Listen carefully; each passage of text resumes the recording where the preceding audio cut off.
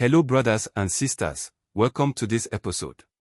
Today, we have the continuation of the conversation with our dear mother, who was telling us about the pains she had to go through as a result of losing her children. Now she talks about how she lost the remaining two and was named a witch for taking their lives. This is Dangerous African Confessions HD, where we bring to you confession stories to help you make your own informed decisions about your walk with God and to help you live a purposeful life.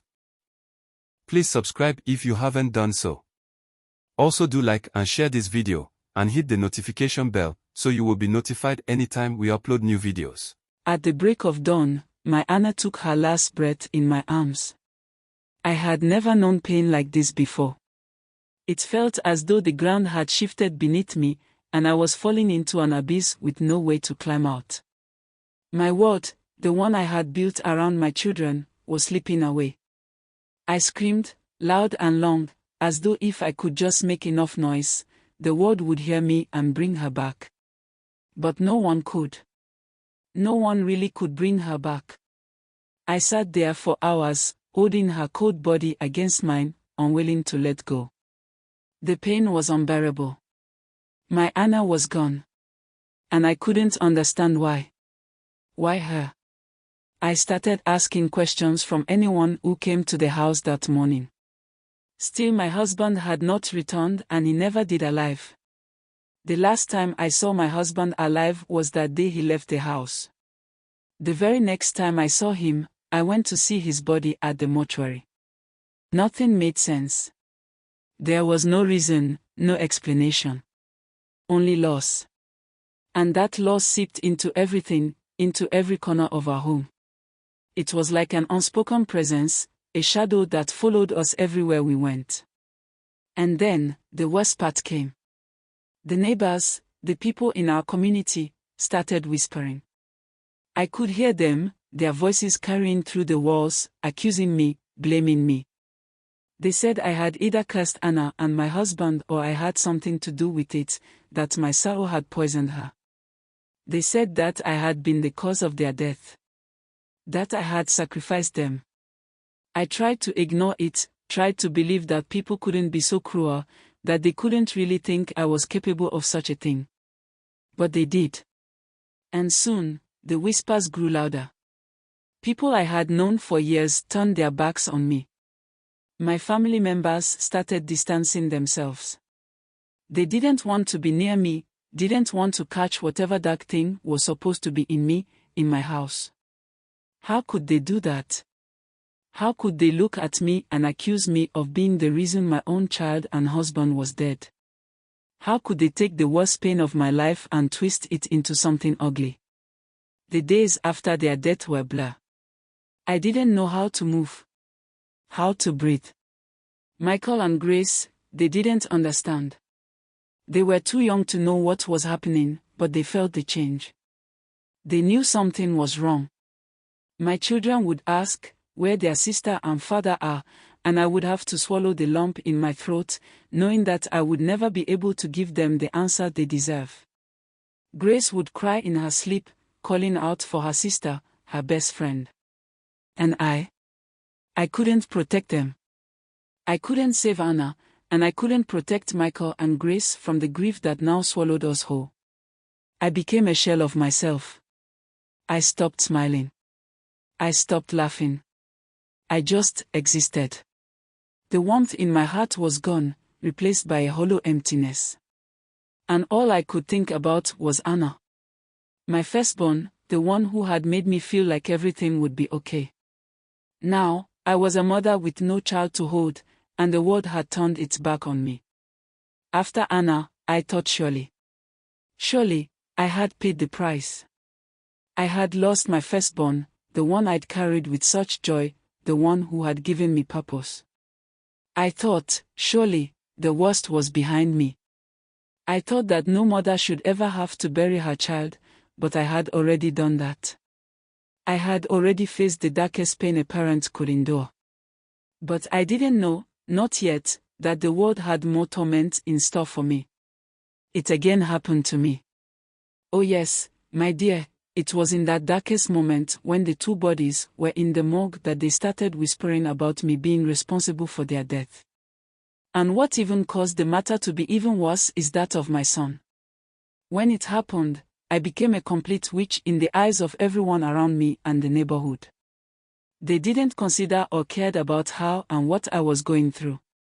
To tell you the truth, I nearly took my own life when I lost my husband and my first child. In my mind's eye, I had come to an end of everything.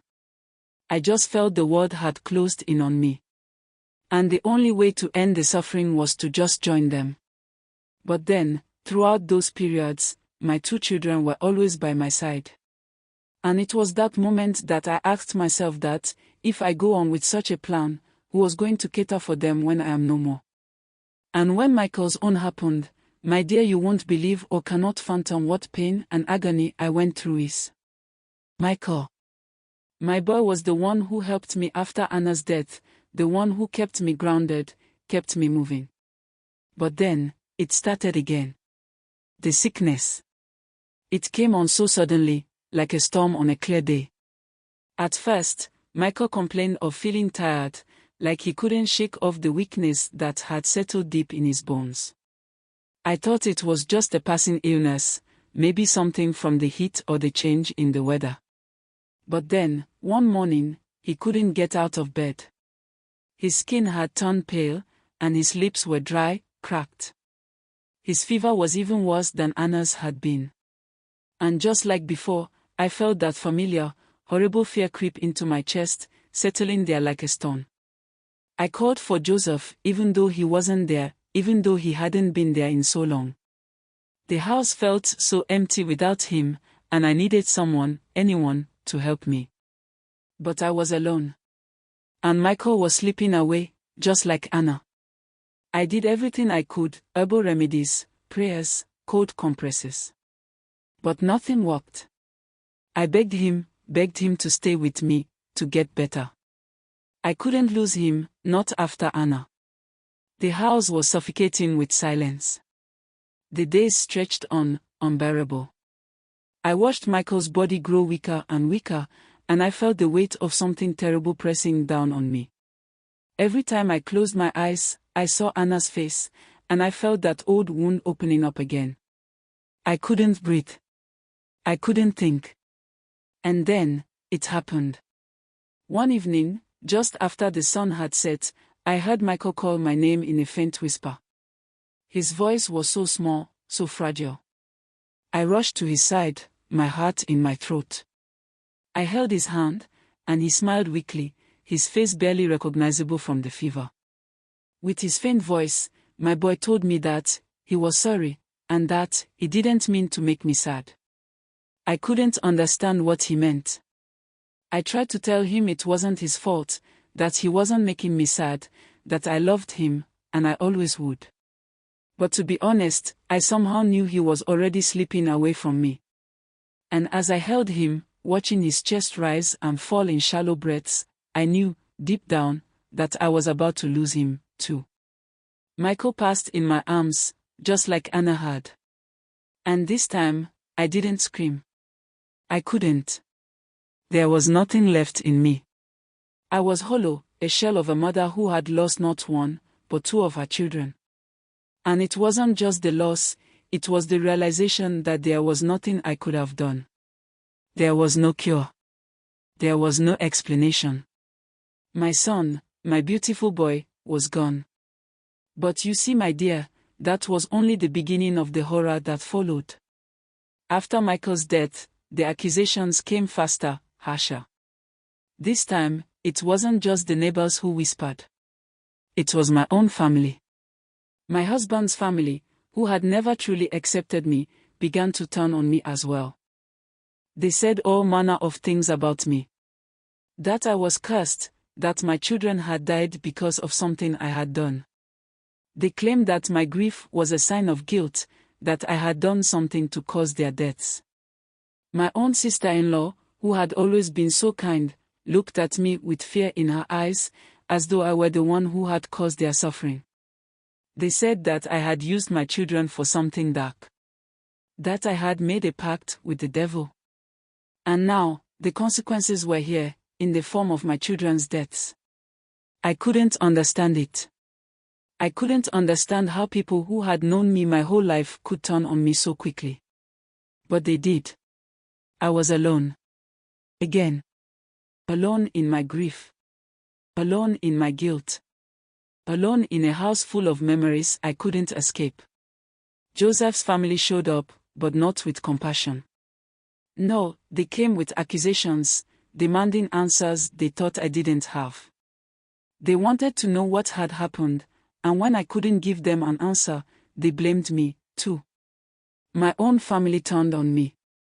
They told me I needed to leave, that I couldn't stay there any longer. They said that I was a danger, that my presence was bringing death to everyone around me. And just like that, I was cast out. You see, the woman I told you about earlier, she is the one that took me in without knowing me from anywhere. That was when she realized my story. She offered me a room to lay my head in her house. But then, my heart was shattered. How could they do this to me? How could they not see the pain I was in? I wasn't the one who had caused their deaths.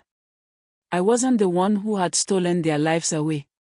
But in their eyes, I was guilty. I had no place there anymore. They didn't know what it felt like to bury your children, one by one, to watch the life drain from them and not be able to do anything about it. They didn't know what it felt like to have your entire world collapse, to have every shred of your humanity questioned. They didn't know that I was dying inside, too, and that all I wanted was my children back.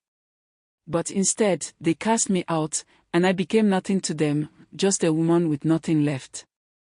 The grief I felt for Michael was unbearable. It was as if the light in the world had dimmed even further. The house was empty now, quieter than it had ever been. Michael was gone, and so much of the hope I had left went with him. At a point, my husband's family, they came, like vultures descending upon the dying. They came for grace, too. They came with their suspicions, their beliefs that maybe, just maybe, I was the one responsible for the deaths of my children. They said that I had cursed them, that Grace might be the next one to follow. They looked at her with fear in their eyes, the same fear they had looked at me with after Anna and Michael had passed. I begged them not to take her. I begged them to leave her with me.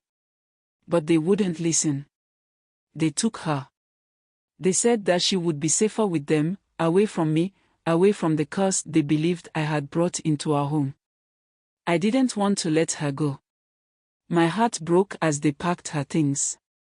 My sweet girl, so small, so innocent, so full of life, now she was going to be taken from me, too. But I knew that if I didn't let them, they would accuse me of something worse. And if they took her by force, what would happen to me then? What would happen to her? So, I let them take her. I had no choice. They took her to live with her father's family, far from me. And for a time, I had no idea where she was, what was happening to her. I couldn't protect her anymore. I didn't hear from Grace for weeks. There was no word, nothing. I knew nothing of her life with them. And the silence was unbearable. Every day, I waited for something, anything, a sign that my baby girl was okay. But there was nothing. I prayed with all my heart, begged God to keep her safe. She was the only one left. But that prayer, it went unanswered. That silence, it haunted me. And then, my dear, one day, I received a message. A message from my husband's family, telling me that Grace was no more. That my little girl was gone. They said she had fallen ill, that she had developed a fever just like Anna and Michael. They said they had done everything they could, but they couldn't save her. And in that moment, I was out. In that moment, I lost everything. The world became black. It became a void that I could not escape. I had buried my firstborn, my Anna. Then I buried Michael, my only son. And now I had to bury Grace. My baby girl. She was gone, too. When I heard about Grace, something inside me cracked. I couldn't breathe. I couldn't feel. I couldn't think. It was as though the world had come crashing down around me, and I was left to pick up the pieces of a broken life. My heart was shattered, and there was no way to put it back together. You see, I remember just now that I was sitting there, in the middle of the floor, surrounded by the memories of my children, holding Grace's picture in my hands, and not knowing what to do anymore. Not knowing how to live without them. Without any of them. The days after Grace's loss were the hardest. I lost myself. I couldn't eat. I couldn't sleep. I didn't care about anything. I couldn't feel the warmth of the sun on my skin or the coolness of the rain. All I could feel was emptiness. And the emptiness, it was suffocating. I couldn't even cry anymore. I had no tears left. The grief had hollowed me out completely. I was like a shell of the woman I had once been. A woman who had loved with everything she had. A woman who had fought for her children, who had given everything for them. And now, they were gone. All of them. My children. My life. It was all gone. The people in the area, they still whispered about me. They still called me a witch, still blamed me for my children's deaths. But I didn't care anymore. I didn't care what they thought. I didn't care about anything. The only thing I cared about was the pain that consumed me. And that pain, it broke me. For a time, I lost my mind. I couldn't think straight. I couldn't tell what was real and what was just in my head. I would sit for hours, staring at the walls, hearing the voices of my children calling out to me, but when I turned to look, they weren't there. I would hear their laughter in the wind, feel their presence in the air, but it was all just a dream. A nightmare. I couldn't escape it. I couldn't escape the sorrow that had become my life. I don't know how long I stayed in that state. It felt like years. I would wake up some mornings and not even know where I was. I would look at myself in the mirror and see a stranger. A woman who had lost everything, a woman who was slowly disappearing from this world. I didn't care about anything, not even myself. But somehow, through all of that darkness, a part of me kept fighting. A part of me refused to completely give in. And that part, that small spark, is what kept me alive. Even when I didn't want to be. Even when I thought that ending it was the only way to escape the pain. I don't know how I made it through. But I did. I survived. Not because I was strong. No. I survived because I had no choice. But to be honest, I wasn't the same. I couldn't be. Grace's death broke me in ways I'll never be able to explain. I had lost 3 of my children. And I had lost my sanity along with them. And now, I have nothing. Nothing but the memories of a past that is slipping away from me, bit by bit. Now I'm nothing but a shadow. A shadow of the woman I used to be, the woman who once dreamed of a happy life with her children. Now, I just exist. A mother without her children. You see, years have passed, but the scars remain. I don't know if I'll ever be able to forget the children I lost. I don't know if I'll ever find forgiveness in my heart, for them or for myself. But what I do know is this: I didn't kill them. I loved them. And I never wanted to harm anyone. I am not the monster they said I am. I don't know, but had it not been this wonderful woman, who never saw me as they accused me of, I don't know what I will do in that moment. So here I sit, with nothing but the memories of my children. And I wonder, what if they were still here? Would they still believe the lies? Or would they know, as I do, that the love of a mother is never enough to stop the cruelty of fate? So, that is what your mother has been through, my dear. It has not been easy, but every day comes with me thinking and thinking. But then, I know deep within my heart that I know nothing about my own children's death. Don't forget to please subscribe, share and like our videos. Kindly hit the notification bell so you will be the first to get notification to our videos when we upload. To every woman who is struggling right now, whether it's in your marriage, with your children, or in any area of your life, know that your worth is not defined by the trials you face. You are not the sum of your failures, your pain, or the judgments others place upon you. Life can be cruel, and the people you love the most might not always stand by you when you need them. They might misunderstand you, accuse you, or abandon you. But remember this, the truth of who you are is far greater than any label or accusation thrown your way. Our mother's story shows us the devastating power of grief, rejection, and false accusations. It's a painful reminder that sometimes the people we trust the most might turn their backs when we need them the most. But even when you feel abandoned and misunderstood, even when your heart is shattered and the world feels like it's against you, I want you to remember this: you are resilient. You are strong. You have survived what should have broken you. The trials you face, the heartaches you endure, do not make you weak. They make you human. And that is something to be proud of. Never allow anyone, whether it's family, friends, or society, to dictate your value. You are not a failure because you've gone through difficult times.